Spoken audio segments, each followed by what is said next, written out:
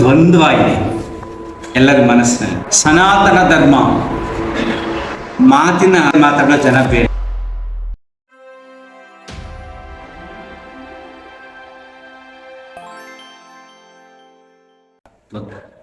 ಒಂದು ದೊಡ್ಡದಾದ ದ್ವಂದ್ವ ಇದೆ ಎಲ್ಲರ ಮನಸ್ಸಿನಲ್ಲಿ.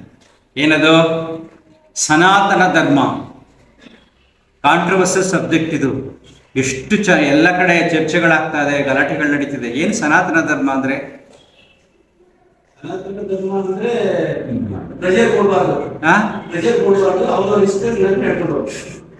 ನೋಡ್ರಪ್ಪ, ವೆರಿ ಸಿಂಪಲ್. ಇದು ದೊಡ್ಡ ಸಬ್ಜೆಕ್ಟ್, ಹೆಚ್ಚಿಗೆ ಮಾತಾಡೋಕೆ ಟೈಮ್ ಇರಲ್ಲ.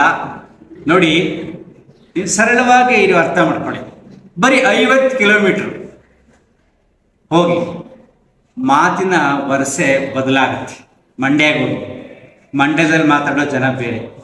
ಕಾಲ್ ಎಳೆಯಕ್ಕೆ ಅಂತಾನೆ ಕಾಂಟ್ರವರ್ಸಿ ಮಾಡೋರಿಗೆ ಬೇಡ ಅಂದ್ರೆ ಬಿಟ್ಟರೇನಿಲ್ಲ, ಮಾಡ್ಲಿ ಬಿಡ್ಲಾ. ಈ ಕಡೆ ಕೋಲಾರ ಕಡೆ ಹೋಗಿ ಅಲ್ಲೊಂದು ಸ್ಟೈಲಲ್ಲಿ ಮಾತಾಡ್ತಾರೆ, ಅರ್ಥ ಆಯ್ತಾ? ಬೆಂಗಳೂರಲ್ಲೇ ಬೇರೆ ಬೇರೆ ಏರಿಯಾಗಳ ಕಡೆ ಹೋಗಿ ಒಂದೊಂದು ಏರಿಯಾದಲ್ಲಿ ಒಂದೊಂದು ಮಾತಾಡ್ತಾರೆ. ಎಷ್ಟು ಸೊಗಸಾಗಿದೆ ಅಂದರೆ, ಕೇವಲ 300 ಕಿಲೋಮೀಟರಲ್ಲಿ ಭಾಷೆ ಬದಲಾಗುತ್ತೆ, ಭಾವಗಳು ಬದಲಾಗುತ್ತೆ. ಬರೀ 300 ಕಿಲೋಮೀಟರ್. ತಮಿಳ್ನಾಡಲ್ಲಿ ನೋಡಿ 300 ಕಿಲೋಮೀಟರ್ ಆಗತ್ತಪ್ಪ. ಕೇರಳಕ್ಕೆ ಹೋಗಿ, ಆಂಧ್ರಾಗೆ ಹೋಗಿ, ಈ ಕಡೆ ಇನ್ನೊಂದು ಕಡೆ ಹೋಗಿ, ಭಾಷೆನೇ ಬದಲಾಗುತ್ತೆ, ಭಾವಗಳೇ ಬದಲಾಗುತ್ತೆ. ಆಗ ಏನಾಗ್ತಾ ಇತ್ತು ಅಂದ್ರೆ, ಕಮ್ಯುನಿಕೇಶನ್ ಇರಲಿಲ್ಲ ಮಧ್ಯೆ. ಜನಗಳು ಓಡಾಡಕ್ಕೆ ಬೇಗ ಫ್ರೀಕ್ವೆನ್ಸಿ ಇರಲಿಲ್ಲ, ವಾಹನಗಳಿರಲಿಲ್ಲ, ಟೆಕ್ನಾಲಜಿ ಡೆವಲಪ್ ಆಗಿರಲಿಲ್ಲ. ಅಲ್ಲಿ ಒಂದೊಂದು ಉಟ್ಕೊತಾ ಇತ್ತು, ಒಂದೊಂದು ಭಾಷೆ ಉಟ್ಕೊತಾ ಇತ್ತು, ಅವ್ರದ್ದೇ ಆದಂಥ ಪದ್ಧತಿಗಳು ಉಟ್ಕೊತಾ ಇತ್ತು. ಸೊ ಮನುಷ್ಯ ಎವಲ್ಯೂಷನ್ ಆಗ್ತಾ ಬಂದಂಗೆ 300ರಿಂದ ದೇಶಗಳ ಗಡಿಗಳು ದಾಟ್ತು. ಇಂಡಿಯಾ, ಚೈನಾಗೆ ಹೋಗಿ ಆ ಭಾಷೆ ಹೇಗಿದೆ? ಹಲೋ, ನೀ ಹಾವ್ ಅಲ್ವಾ? ನೀವು ಬೇರೆ ಬೇರೆ ರಾಷ್ಟ್ರಗಳು, ಜರ್ಮನಿ, ಜಪಾನ್, ಅಮೆರಿಕ, ಅಲ್ಲೆಲ್ಲ ಭಾಷೆಗಳು ಹೇಗಿದೆ? ಅಲ್ಲೆಲ್ಲ ಭಾಷೆಗಳು ಹೇಗೆ ಉಟ್ಕೊಂತು? ಅದು ಯಾವ ಧರ್ಮ ಸೃಷ್ಟಿ ಮಾಡ್ತು? ಯೋಚನೆ ಮಾಡಿದ್ದೀರಾ? ಯಾವ ಧರ್ಮನ ಸೃಷ್ಟಿ ಮಾಡಿಲ್ಲ.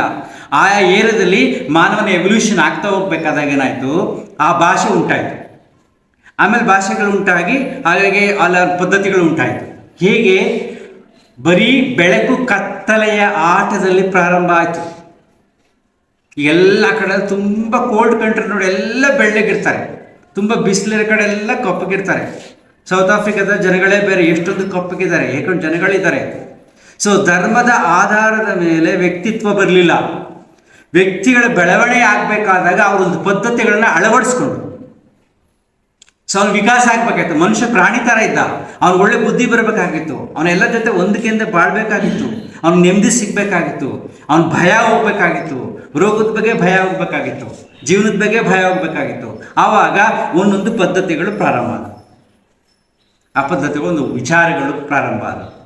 ಸೊ ನಮ್ಮ ಸನಾತನ ಧರ್ಮದಲ್ಲಿ, ಹಿಂದೂ ಧರ್ಮದಲ್ಲಿ ಹಾಗೇನೆ. ಇದಕ್ಕೆ ಯಾರು ಈ ಸನಾತನ ಧರ್ಮವನ್ನ ಏನನ್ನ ಮನುಷ್ಯ ಇದನ್ನು ಫಾಲೋ ಮಾಡ್ತಾ, ಹಿಂದೂ ಧರ್ಮ ಅಂತ ಏನು ಫಾಲೋ ಮಾಡ್ತಾ ಇದೀವೋ ಅದನ್ನ ಯಾರು ಒಬ್ರು ಕೊಟ್ಟಿದ್ದಲ್ಲ.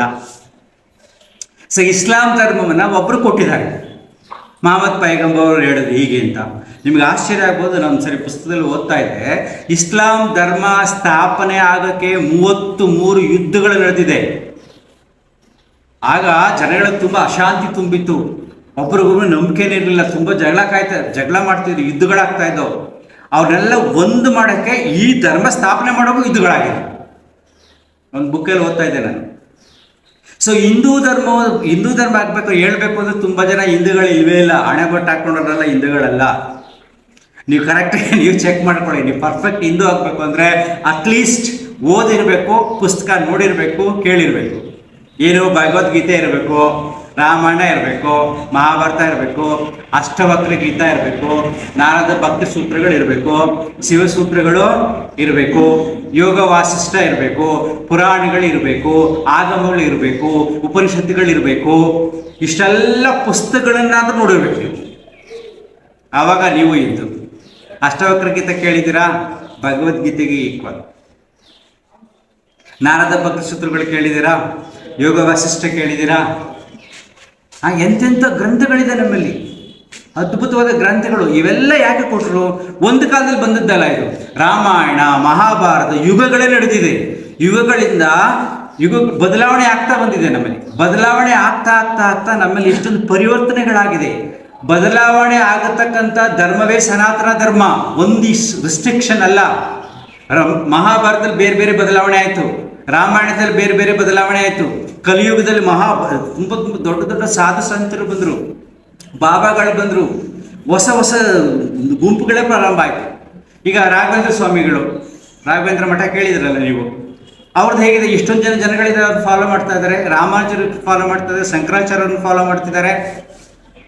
ಆಮೇಲೆ ನಮ್ಮ ಸಾಯಿಬಾಬಾ, ಸತ್ಯಬಾಬಾ, ಎಷ್ಟೊಂದು ಜನ ಭಕ್ತರಿದ್ದಾರೆ. ನಮ್ಮಲ್ಲಿ ಪರಿವರ್ತನೆ ಆಗ್ತಾ ಇದೆ, ಕಾಲಘಟ್ಟಕ್ಕೆ ತಕ್ಕಂತೆ ಜ್ಞಾನ ಬರ್ತಾ ಇದೆ. ಅದು ಶ್ರೇಷ್ಠತೆ ಹಿಂದೂ ಧರ್ಮದ್ದು. ಸೊ ಬೇರೆ ಧರ್ಮದಲ್ಲಿ ಪರಿವರ್ತನೆಗೆ ಅವಕಾಶ ಇಲ್ಲ. ಅದನ್ನು ಇದು ಹೇಳಿದರೆ ಅದನ್ನೇ ಫಾಲೋ ಮಾಡು. ನಮ್ಮಲ್ಲಿ ಹಂಗಲ್ಲ, ನೆಕ್ಸ್ಟ್ ಇನ್ನೊಬ್ಬ ದೊಡ್ಡ ಗುರು ಬಂದು ಫೇಮಸ್ ಆಗಿಬಿಟ್ರೆ ಅದನ್ನು ಫಾಲೋ ಮಾಡ್ತೀವಿ. ಆ ಶ್ರೇಷ್ಠತೆ ಹಿಂದೂ ಧರ್ಮದಲ್ಲಿದೆ. ಪರಿವರ್ತನೆ ಆಗತಕ್ಕಂಥದ್ದು ಅನಾದಿ ಕಾಲದ್ದು, ಈಗ ಯಾರೋ ಹೇಳಿಕೊಟ್ಟದ್ದಲ್ಲ. ಈ ಕಾಲಕ್ಕೂ ವಿಜ್ಞಾನ ಯುಗದಲ್ಲೂ ಕೂಡ ಇನ್ನೂ ಪರಿವರ್ತನೆ ಆಗುತ್ತೆ. ಈಗ ನಮ್ಮ ದೇಶದಲ್ಲಿ ಎಂತೆಂಥ ದೊಡ್ಡ ದೊಡ್ಡ ಮಹಾನ್ ಸಂತರಿದ್ದಾರೆ, ಎಷ್ಟೊಂದು ಫಾಲೋವರ್ಸ್, ಲಕ್ಷಾಂತರ ಕೋಟ್ಯಾಂತರ ಫಾಲೋವರ್ಸ್ ಇದ್ದಾರೆ. ಅದನ್ನು ನೆಮ್ಮದಿ ಕಂಡುಕೊಂಡಿದ್ದಾರೆ. ಯಾವುದು ಮನಸ್ಸಿಗೆ ನೆಮ್ಮದಿಯನ್ನು ಕೊಡತಕ್ಕಂಥ ಜ್ಞಾನ ಇದೆಯೋ ಅದನ್ನು ನಾವು ಧರ್ಮ ಅಂತೀವಿ. ಧರ್ಮ ಅಂದರೆ follow this you will be happy. ಈ just follow this you will be happy. If not happy that is not a dharma at all. ನೀನು ಸಂತೋಷವಾಗಿಲ್ಲ ಅಂದರೆ, ನೀವು ಇದನ್ನು ಫಾಲೋ ಮಾಡ್ತಿಲ್ಲ ಅಂದರೆ ಅದು ಧರ್ಮ ಅಲ್ಲ. ಯಾವ ಧರ್ಮದಲ್ಲೂ ಕೂಡ ಒಬ್ರಿಗೆ ನೋವು ಕೊಡು ಅಂತ ಎಲ್ಲೂ ಹೇಳಿಲ್ಲ.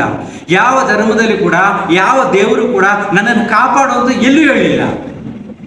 ದೇವರು ನಾವು ಕಾಪಾಡೋದು ಬೇಕಾಗಿಲ್ಲ. ದೇವರು ಬಂದಿರೋ ನಮ್ಮನ್ನು ಕಾಪಾಡೋಕ್ಕೆ, ನಮಗೆ ನೆಮ್ಮದಿ ಕೊಡೋಕ್ಕೆ, ನಮಗೆ ಶಾಂತಿಯನ್ನು ಕೊಡೋಕ್ಕೆ, ನನ್ನ ಬದುಕನ್ನು ನಿರೂಪಿಸೋಕ್ಕೋಸ್ಕರ ನಿನ್ನಲ್ಲಿ ವಿಕಾಸ ಈಗ ಆಗ್ತಾ ಇದೆ ಅಂತ.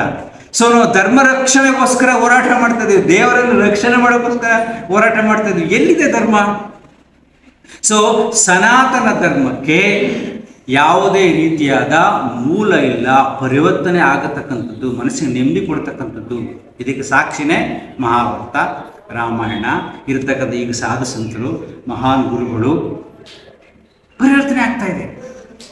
ಸೊ ಹಳೇದು ಪರಿವರ್ತನೆ ಆಗ್ತದೆ, ಮುಂದಕ್ಕೂ ಬರುತ್ತೆ. ಸೊ ಇದು ಶ್ರೇಷ್ಠತೆ. ಅದಕ್ಕೆ ನಾವು ಎಲ್ಲವನ್ನೂ ಸ್ವೀಕಾರ ಮಾಡಿದ್ವಿ.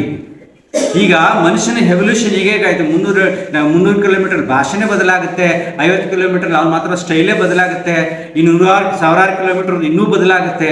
ಈ ಬದಲಾವಣೆ ಆಗತಕ್ಕಂಥ ಪ್ರಪಂಚದಲ್ಲಿ ವಿಜ್ಞಾನ ಡೆವಲಪ್ ಆದಾಗ, ಕಮ್ಯುನಿಕೇಷನ್ ಜಾಸ್ತಿ ಆದಾಗ ಸಂಘರ್ಷಗಳು ಜಾಸ್ತಿ ಆಯಿತು.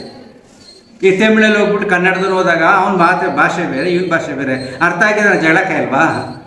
ಏಯ್ ಪಾತು போதிரே அது உனக்கு ஏய் நீ ನೋಡ್ಕೊಂಡು ಹೋಗಲ್ವಾ? ಏಯ್ ನಾ ಓವರ್ ಆಪೇಸ್ತಾ ಏನು ಸಿಂಪಲ್.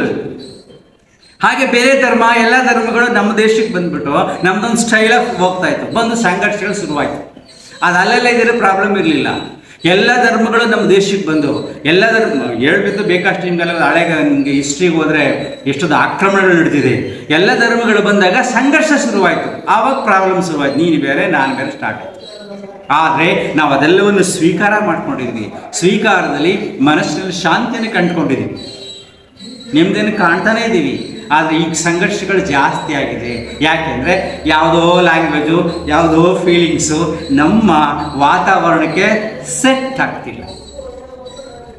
ಕ್ರಿಶ್ಚಿಯಾನಿಟಿ ಅಂದರೆ ಆ ಫೀಲಿಂಗ್ಸು ಆ ವಾತಾವರಣಕ್ಕೆ ಅಷ್ಟೇ, ಆ ವೆದರ್ಗೆ, ಆ ಮನಸ್ಥಿತಿಗೆ, ಆ ಎಮೋಷನ್ಸ್ ಹಂಗಿರುತ್ತೆ. ನೀವು ಈಗ ಇದು ಸೈನ್ಸ್. ಇದು ನೀವು ನಾರ್ತ್ ಕನ್ನಡದಲ್ಲೇ ಕೂಡ ನಾರ್ತ್ ಕರ್ನಾಟಕ ಭಾಷೆ ಹೇಗಿರುತ್ತೆ ಅಲ್ಲಿ.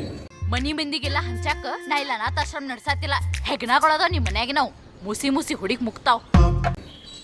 ಹೊರಟುತ್ತಾನೆ ಇರುತ್ತೆ. ಕೆಲವು ಕಡೆ ಮಂಡ್ಯ ಕಡೆಗೆ ಹೊರಟುತ್ತಾನೆ ಇರುತ್ತೆ, ಇನ್ನೊಂದು ಕಡೆ ಸಾಫ್ಟ್ ಇರುತ್ತೆ. ನೀವು ಮಲೆನಾಡು ಕಡೆಗೆ ಬೇರೆ ಥರ ಇರುತ್ತೆ. ಅಲ್ಲ ತುಂಬ ಜನ ಟ್ರಾವೆಲ್ ಮಾಡಬೇಕು ನೋಡ್ತಾರೆ, ಫೀಲಿಂಗ್ಸ್ ಬೇರೆ ಬೇರೆ ಇರುತ್ತೆ. ಇಷ್ಟರಲ್ಲೇ ಹೀಗಾದರೆ ಈ ಪ್ರಪಂಚದಲ್ಲಿ ಹೆಂಗಿದೆ ಅದನ್ನು ಕೂಡ ನಮ್ಮಲ್ಲಿ ಹೇಳ್ಬಿಟ್ರು. ವಸುದೇವ ಕುಟುಂಬಕಂ ಅಂತ ಹೇಳ್ಬಿಟ್ರು. ಎಲ್ಲದೂ ಕೃಷ್ಣ ನಮ್ಮ ಕುಟುಂಬವೇ, ಎಲ್ಲರೂ ಸಂತೋಷವಾಗಿರಿ ಅಂತ. ಆದರೆ ಸಾಧ್ಯ ಇಲ್ಲ. ಸೊ ಬೇರೆ ಬೇರೆ ಇದೆ, ಸೃಷ್ಟಿ ನಿಯಮನೇ ಹಾಗೆ. ಆದರೂ ನೀವೇನು ಮಾಡಿ, ಎಲ್ಲರೂ ಒಂದಾಗಿರೋಣ, ಸಂತೋಷಗಳನ್ನ ನಾವು ಹೋರಾಟ ಮಾಡ್ತಾ ಇದ್ವಿ. ಆದರೆ ಈಗ ಯುದ್ಧಗಳು ನಡೀತಾ ಇದೆ, ಜಗಳಗಳು ನಡೀತಾ ಇದೆ, ಕಿತಾಪತಿಗಳು ನಡೀತಾ ಇದೆ, ಟೆರರಿಸ್ಟ್ಗಳು ನಡೀತಾ ಇದೆ. ಅದಕ್ಕೆ ನಾವು ಹೇಳೋದು, ಸನಾತನ ಧರ್ಮ ಅಂತ ಏನು ರಾಜಕೀಯವಾಗಿ ಹೋರಾಟ ಮಾಡ್ತಾ ಇದ್ದಾರೆ ಅದೆಲ್ಲ ಧರ್ಮ ಅಲ್ಲ. ಧರ್ಮ ಈಸ್ ವೇ ಆಫ್ ಲೈಫ್. ನೀನು ಬದುಕುವ ರೀತಿ, ನಿನ್ನ ಚಿಂತನೆ ಡಿಪೆಂಡ್ ಆಗೋದು ವಾತಾವರಣದ ಮೇಲೆ. ಯಾವ ಸ್ಥಳದಲ್ಲಿ ಇದೆಯಾ, ಅಲ್ಲಿ ಹೇಗಿದೆಯಾ ಅನ್ನೋದ್ರ ಮೇಲೆ ಡಿಪೆಂಡ್ ಆಗುತ್ತೆ. ದಟ್ ಈಸ್ ಧರ್ಮ. ಅರ್ಥ ಆಗ್ತಿದೆಯಾ? ಸೊ ನೀವು ಯೋಗ ಸ್ಟೂಡೆಂಟ್ಸು ತಲೆ ಕೆಡ್ಸ್ಕೊಳ್ಳೋಕ್ಕೆ ಹೋಗ್ಬೇಡಿ. ನಿಮ್ಮ ಅಪ್ಪ ಅಮ್ಮ ಏನು ಹೇಳ್ಕೊಟ್ಟಿದ್ದಾರೋ ಮಾಡ್ಕೊಂಡು ಖುಷಿಯಾಗಿ ಹೋಗಿ. ಸೊ ಹಿಂದೂ ಧರ್ಮ ತುಂಬ ಅಗಾಧವಾದದ್ದು.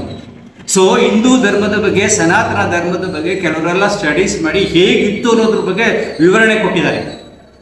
ಹಿಂದೂ ಧರ್ಮದ ಜನಗಳು ಹೇಗಿರ್ತಾ ಇದ್ರು, ಅವರ ಚಿಂತನೆಗಳು ಹೇಗಿರ್ತಾ ಇದ್ರು ಅನ್ನೋದ್ರ ಬಗ್ಗೆ ನಾನು ನಿಮ್ಮ ನೆಕ್ಸ್ಟ್ ಕ್ಲಾಸಲ್ಲಿ ಹೇಳ್ತೀನಿ. ತುಂಬ ಸೊಗಸಾಗಿ ಎಕ್ಸ್ಪ್ಲೇನ್ ಮಾಡಿದ್ದಾರೆ, ಸ್ಟಡಿ ಮಾಡಿದ್ದಾರೆ. ತುಂಬ ಹಳೆಯ ಪುಸ್ತಕ ನನ್ನ ಹತ್ರ ಇದೆ, ಅದ್ರಲ್ಲಿ ಬರೆದಿದ್ದಾರೆ ಹಿಂದೂಗಳು ಹೆಂಗಿದ್ರು ಅಂತ, ಯಾಕೆ ಈ ರೀತಿ ಆದರೂ ಬದಲಾವಣೆ ಯಾಕಾಯ್ತು ಅನ್ನೋದ್ರ ಬಗ್ಗೆ ತುಂಬ ಸೊಗಸಾಗಿ ಹೇಳಿದ್ದಾರೆ. ಸ್ಟಡೀಸ್ ಮಾಡಿ ನೆಕ್ಸ್ಟ್ ಕ್ಲಾಸಲ್ಲಿ ಹೇಳ್ತೀನಿ. ನಾವ್ don't worry, be happy, follow your own dharma. That is calls very simple. ನನಗೆ ಏನು ಇಷ್ಟ ಇಲ್ವೋ ಅದನ್ನು ಬೇರೆಗೆ ಮಾಡಬೇಡಪ್ಪ. ನಾನು ಯಾರು ಬಂದು ನನಗೆ ಮೋಸ ಮಾಡಲಿಂತ ಇಷ್ಟಪಡ್ತೀನಾ? ಹೇಳ್ರಪ್ಪ, ಇಷ್ಟಪಡ್ತೀರಾ? ಇಲ್ಲ. ನೀನು ಮೋಸ ಮಾಡಬೇಡ. ನನಗೆ ಬಂದು ಯಾರೋ ಸುಳ್ಳು ಹೇಳಿ ನನಗೆ ಅಂತ ಇಷ್ಟಪಡ್ತೀನಾ? ಅಥವಾ ನೀನು ಹೇಳ್ಬೇಡ. ನನ್ನ ಹತ್ರ ಇರೋದೆಲ್ಲ ಕದ್ಕೊಂಡು ಹೋಗ್ಲಿ ಅಂತ ನಾನು ಇಷ್ಟಪಡ್ತೀನಾ? ನೀನು ಕದಿಬೇಡ. ನನ್ನನ್ನು ಪ್ರೀತಿಸಿದ್ರೆ, ನನ್ನನ್ನು ಗೌರವಿಸಿದ್ರೆ ಎಷ್ಟು ಖುಷಿ ಆಗುತ್ತಲ್ವಾ? ಸೊ ನೀನು ಪ್ರೀತಿಸು, ನೀನು ಗೌರವಿಸು. ನಾನೇನಾದ್ರು ತಪ್ಪು ಮಾಡ್ಬಿಟ್ರೆ ನನ್ನ ಕ್ಷಮಿಸಿ, ನನ್ನ ಪ್ರೀತಿಸಿದ್ರೆ ನನಗೆ ತುಂಬ ಖುಷಿ ಆಗುತ್ತಲ್ವಾ? ಸೊ ನೀನು ಬೇರೆ ತಪ್ಪನ್ನ ಕ್ಷಮಿಸು, ಪ್ರೀತಿಸು. ನಿನಗೇನು ಇಷ್ಟ ಇಲ್ವೋ ಅದನ್ನು ಬೇರೆಯವರಿಗೆ ಮಾಡೋಕ್ಕೆ ಹೋಗ್ಬೇಡ. ಇದೇ ನಿಜವಾದ ಧರ್ಮ. ಸಿಂಪಲ್. ಜಾಸ್ತಿ ಓದಿ ತಲೆಕೆಡಿಸ್ಕೊಳ್ಳೋದು ಬೇಕಾಗಿಲ್ಲ. ನಿನಗೇನು ಇಷ್ಟ ಇಲ್ವೋ ಅದನ್ನು ಮಾಡಬೇಡ. ಗಾಡಿ ಸಮಾಜದ ಜೊತೆ ತಲೆಕೆಡಿಸ್ಕೊಳ್ಳೋಕ್ಕೆ